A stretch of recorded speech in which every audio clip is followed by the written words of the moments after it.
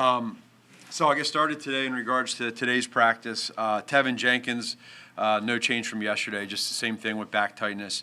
So he'll be working through that.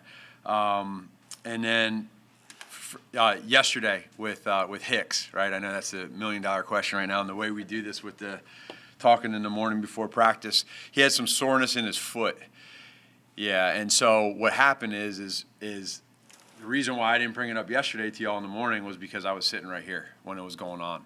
So I go right out to practice, and that was all going on with our trainers and with our doctors. And so he will be out. I'm pretty sure he's going to be out there today at practice, so you should feel good there. We just want to make sure that everything was good, and that looks like that's the case. So that's that. I thought practice yesterday, being our first time out there and getting through the motions of the team periods, the 7-on-7, the individual, et cetera. I thought our guys did a pretty good job of being smart, but also playing fast. There's some good film now to finally put on tape and correct with each other and see where we're at. And again, we have another couple days of this until we get to the pads here after the day off, or a few days after that. So with that, I'll open it up. Yeah, why not provide an update on Hicks yesterday afternoon, just to clear it up? Just again, that I think for us, knowing that it wasn't, a big deal, that was it. So there was really no issue, and we were working through all that stuff, and it was as simple as that. I guess you would consider yesterday Justin's first real training camp practice. Yeah. How'd you think it went? I thought he played well. I mean, he made some smooth progressions in his reads. We have a 3-step game where he went inside out, worked it right down the line, and I think it wasn't something where he did a quick twitch and was able to all of a sudden react. I think he kind of knew right at the snap where he was going with the ball, third in his progression. So he had a couple of those, working his foot, working his timing. As y'all can see, it's a little different out there when guys are going full bore and they're getting around your knees, they're getting around your arm, and it's different. So it picks up a little bit, and I think that's good for him to be able to handle that and see that. Matt, with the team, you guys last year, gave him regular vet days, all that sort of thing. What's the plan for him in terms of just pacing things as camp goes on? Yeah, well, really for all of our guys, I think that's one of the things that we've done a good job with this summer. Myself, Ryan, Andre, Jen, and Jason of putting together a plan for these players like Akeem and guys that you have to, at times we called them vet days, and we're looking at calling it load management now and how we deal with that, and they're all a little bit specific. And so we'll have a plan in place for training camp for those guys, and then we'll have a plan in place too during the season on how we want to do that. But that's all a part of this. I think that's a lot of teams deal with that, and it's just what I think is important is making sure that, as we go throughout this year, when those days do come, that they're out there with the team and they're not just, inside. I think it's important to be outside with them. Matt, yesterday you... Go ahead. Yeah. Days, it's early in camp, but at what point do you get me concerned about Tevin with a back injury? Well, I think, the number one thing when you look at all this is for Tevin, we want to be able to see what he can do with pads on, right? We understand that. And the only way to do that is to be available and be out of practice. But at the same point in time, as we're going through this back issue that he's having, we want to make sure that we're doing it the right way by taking care of him, listening to our doctors, our trainers, and then just taking it day by day. And in the meantime, what that's doing is giving other guys opportunities to get reps at left tackle. And so for me, I know Tevin, trust me, he wants to be out there, but we have to control him from himself. And that's going to be what we do here as we go through training camp. But obviously, the sooner the better. Matt, yesterday you stopped the 7-on-7 drill, brought the team in. Yeah. It was for a 2nd-on-10. You've done that before, but with 2 new quarterbacks. I'm curious just the value of that drill, stopping it like that and having that approach. So the little bit of the difference, Adam, that we've done yesterday versus what I've done in the past. In the past, it's been more one-on-one stuff with wide receivers, tight ends, and even the kicker, the Augusta silence, right? This here is more of what we're calling a sudden change. So every day, we'll do it again today. We'll have a situation. They don't know what it is. The coordinators don't know. The coaches don't know. The players don't know. And they don't know when it's coming. So we happened to do it in 7-on where the O-line and D-line are down at the other end. They come together. Shoot, they didn't even know what was going on. And we had to explain to them, it's 2nd and 10, play it out. If it goes to 3rd and 3, play 3rd and 3 and get your call, you know what I mean? So today we'll have a situation where we might, I don't know, I'm waiting to get it, but we might go down to the 1-yard line and do a goal line. It might be 2 versus 2 instead of 1 versus 1. So it's just sudden change. I know you guys keep meticulous track of the reps the quarterbacks are getting. It seemed like that Andy and Justin are getting about the same, just with the respective teams. Yeah. How long do you keep that going for? At some point, is Andy going to have to just start getting more because he'll be the one guy? It might look like they're getting the same, Jeff, but Andy's getting slightly a few more. So when you look at it, for instance, if there was 100 snaps, he could get 100, and it might be Justin getting 90. So and then over time, it ends up adding to be more, which is probably what you're asking.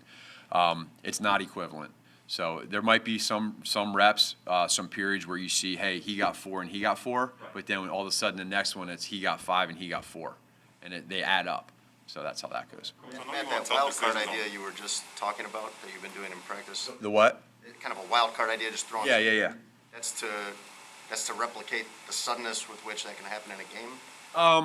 It's to break up the monotony of the drill we're in, right? So the O-line and D-line, for instance, are down doing all their one-on-ones. They're not now because of pads, but they're in their deal. And then the coaches are in their mindset, are teaching them.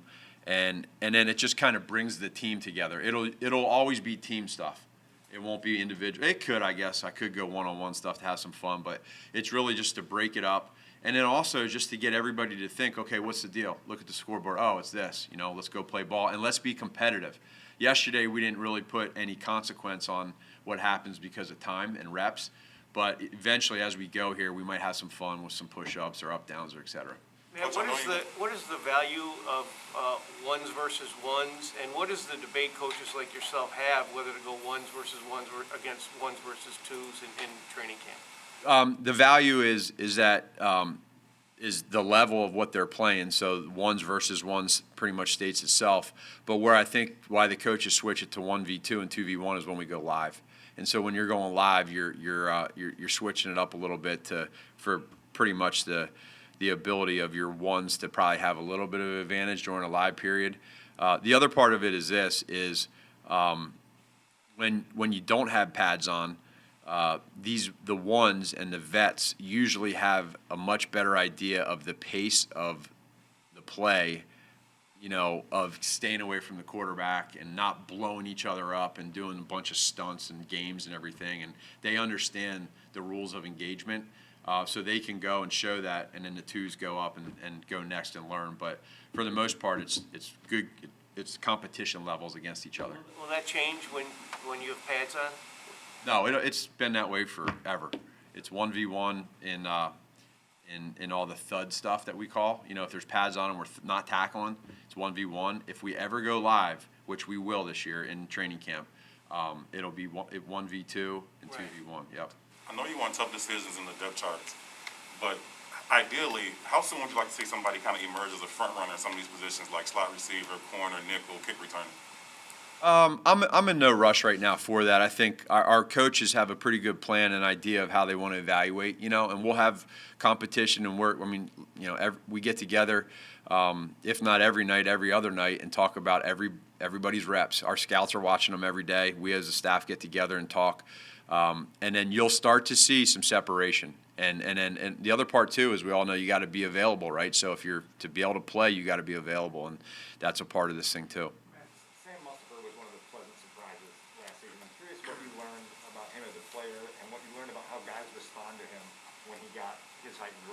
Yeah, pretty cool story, and again, he leads by his actions. Last year, the chance he had to get in there and play, he took advantage of it, and the game means a lot to him. The guys look to him as a leader. He's super smart. He's a quarterback's best friend, which is neat.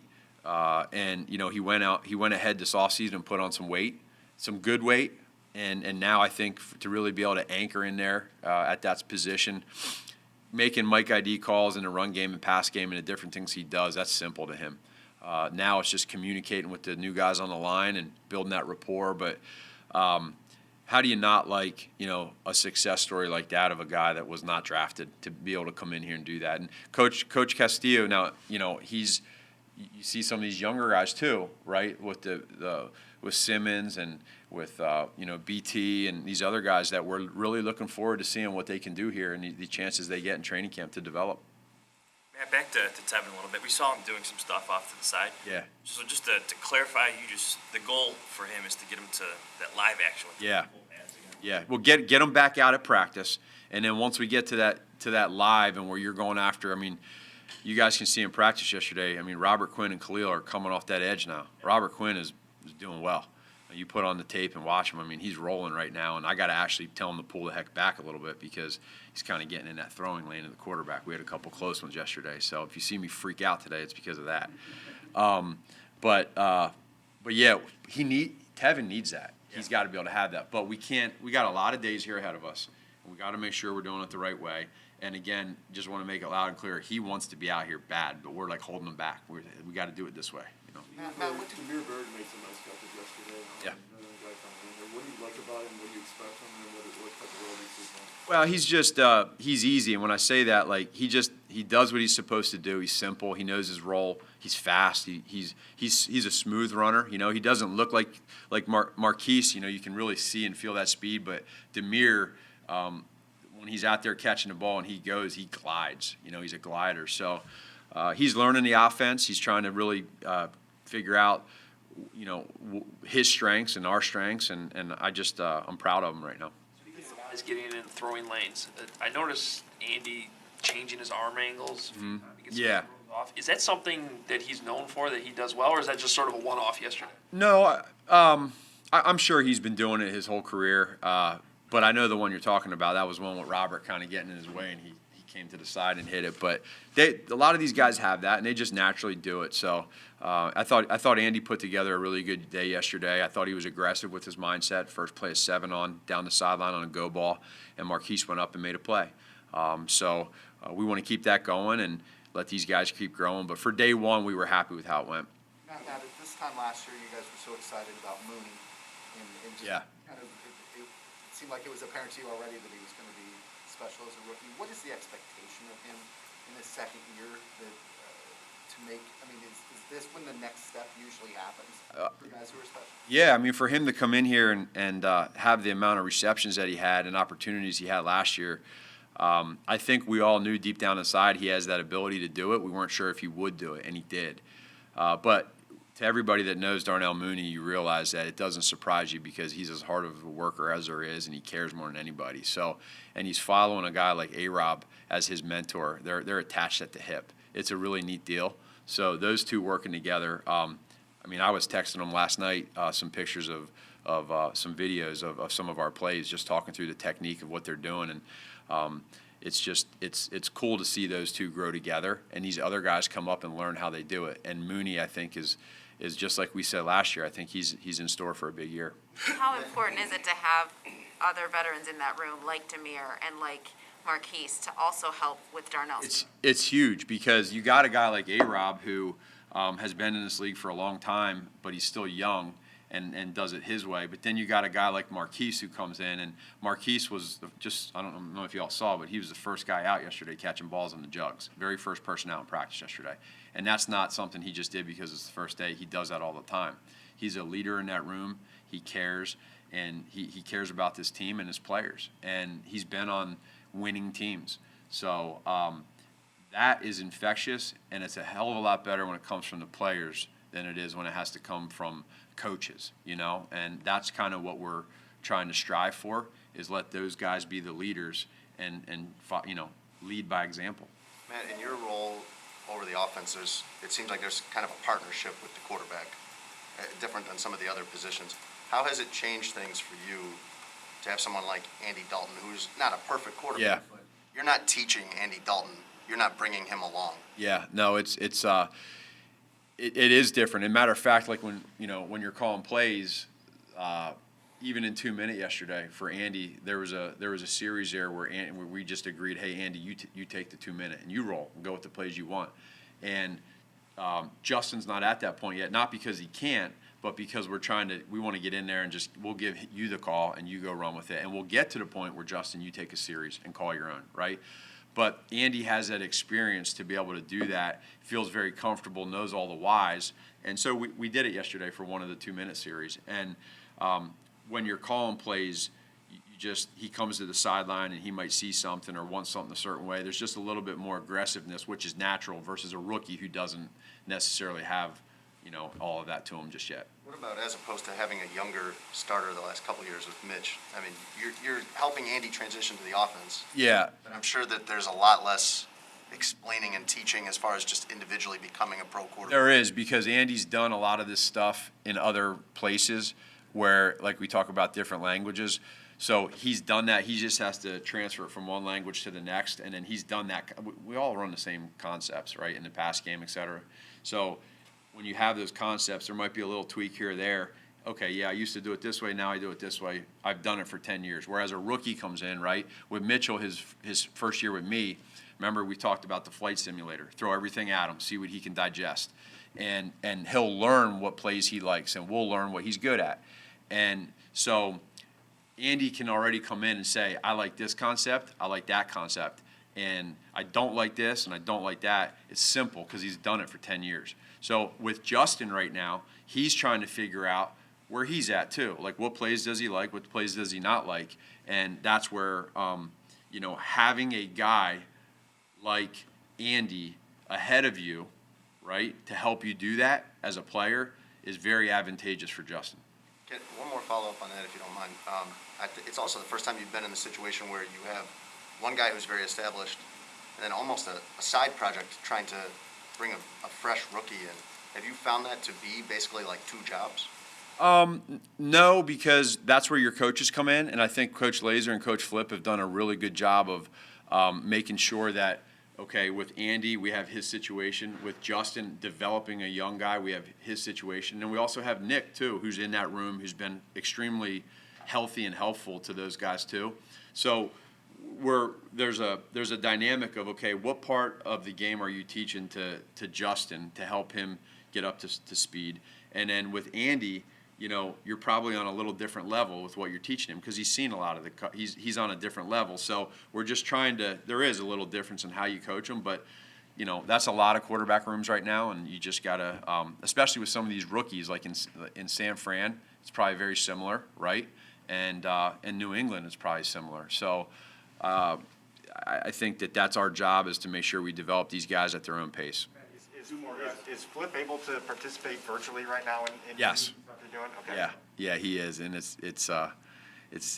killing him, but he's able to, Flip is like psychotic with fundamentals and like that kind of stuff. Like, Flip lives for one thing. That's individual drills for 15 minutes with those quarterbacks. That's all he cares about in life. And he can't do that right now because he's on a computer, Zoom. So, like, you're going to see some unbelievable individual drills when he gets back here. The uncertainty at tackle this year, and also the desire to kind of hit some deeper throws, is there going to be an emphasis on pass pro from the tight ends and the running backs at all this season? Yeah. What was the first part? I missed With the uncertainty at tackle this year, you got a young kid that's supposed to be out over Yeah. tackle, and then if Eddie going back to right tackle, perhaps. And you have a desire to hit some deeper throws, Yeah. which is going to require a little bit more time. Would there be an added emphasis on pass pro for tight ends and running backs? Absolutely.